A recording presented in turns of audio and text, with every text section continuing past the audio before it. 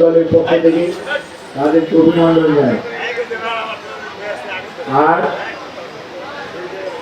এক বক্তা বলেছেন কর্মী সম্মেলন আপনাদের সুশৃঙ্খল। এখন 5ই আগস্টের পরে তো অনেক মানুষের উচ্ছ্বাস আছে, আবেগ আছে, পরিবেশ আছে।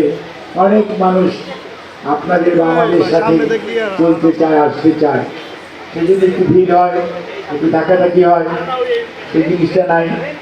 এই জন্য আপনাদেরকে ধন্যবাদ জানাই এবং কৃতজ্ঞতা জানাই।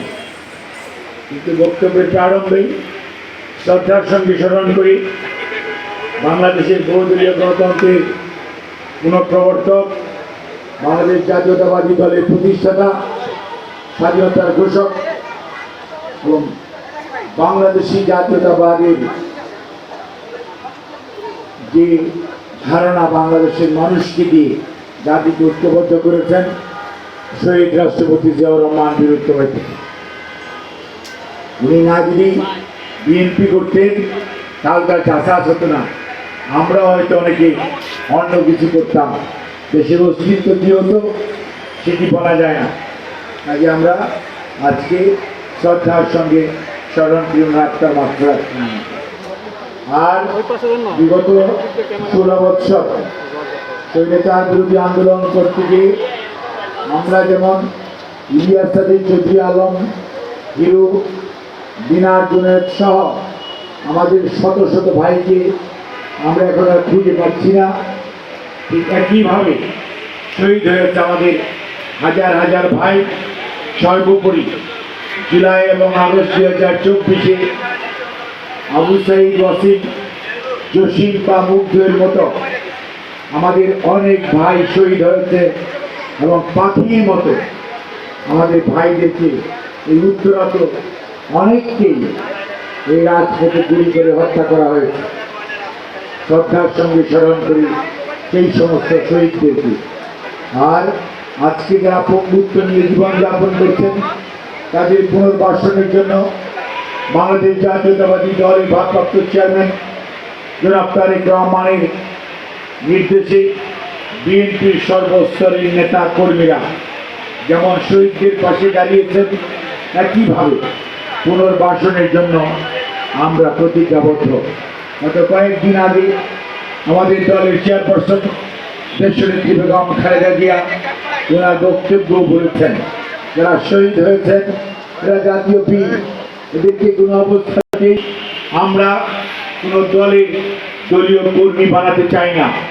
যারা গণতন্ত্রের জন্য জীবন দিয়েছে জাতি তাদেরকে শ্রদ্ধার সঙ্গে স্মরণ করতে চায় সারা জীবন। আর যারা বন্ধুত্ব নিয়ে বেঁচে আছে তাদের পুনর্বাসনের দায়িত্ব এই জাতির, আমাদের সবার। সেই দায়িত্ব আমাদের সবাইকেই সঠিকভাবে পালন করতে হবে। আর গণতন্ত্র যদি তার প্রাতিষ্ঠানিক রূপ লাভ করে তাহলেই আবু সাইদ, ওয়াসিম, জসিম বা মুগ্ধের আত্মার শান্তি পাবে।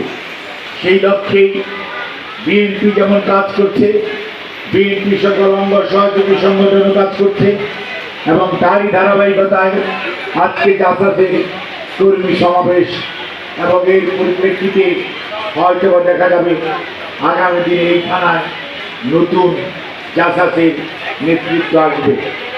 আজ আমরা চাইব যারা রাজপথে ছিলেন, যারা নেতা কর্মীদের সঙ্গে এক কাতারে কাজ করেছেন এবং জাতির প্রয়োজনে, দলের প্রয়োজনে, দেশের প্রয়োজনে কখনো চুপ থাকেননি, সেই মানুষটির সময় নেতৃত্ব দেওয়ার। আর যাদের সাহসের কিছু কমতি ছিল তারা হয়তো আসতে পারেননি কিন্তু সমর্থন করেছেন, সে মানুষগুলিও সাথে থাকবেন, বাট নেতৃত্ব দিবেন যে রাজপথে ছিলেন তিনি। আর আমরা ওনাদের পাশে থাকব যাতে সংগঠন ঐক্যবদ্ধ হয়। সংগঠন সামনের দিকে এগিয়ে যাওয়ার সময় মনে রাখতে হবে ভোট আপনার আমার সবার একটা করে ভোট। দেশের মানুষ ঐক্যবদ্ধ করতে হলে বিভাজন সৃষ্টি করা যাবে না। যেরকমভাবে আমাদের নেতা শহীদ রাষ্ট্রপতি জিয়াউর রহমান বাংলাদেশি জাতীয়তাবাদ দিয়ে বাংলাদেশের মানুষকে ঐক্যবদ্ধ করেছিলেন। তার আগে বাংলাদেশের মানুষ কেউ বাঙালি ছিল, কেউ চাকমা ছিল, কেউ মারমা ছিল, কেউ গারো ছিল, কেউ হাজং ছিল। যখনই বাংলাদেশি জাতীয়তাবাদ আসলো তখনই পাহাড়ের মানুষ, সমতলের মানুষ ঐক্যবদ্ধ হলো এবং জাতি সামনের দিকে এগোনো শুরু করলো। তাকে মনে করে রাখতে হবে, যে কোনো কিছু অর্জন করতে হলে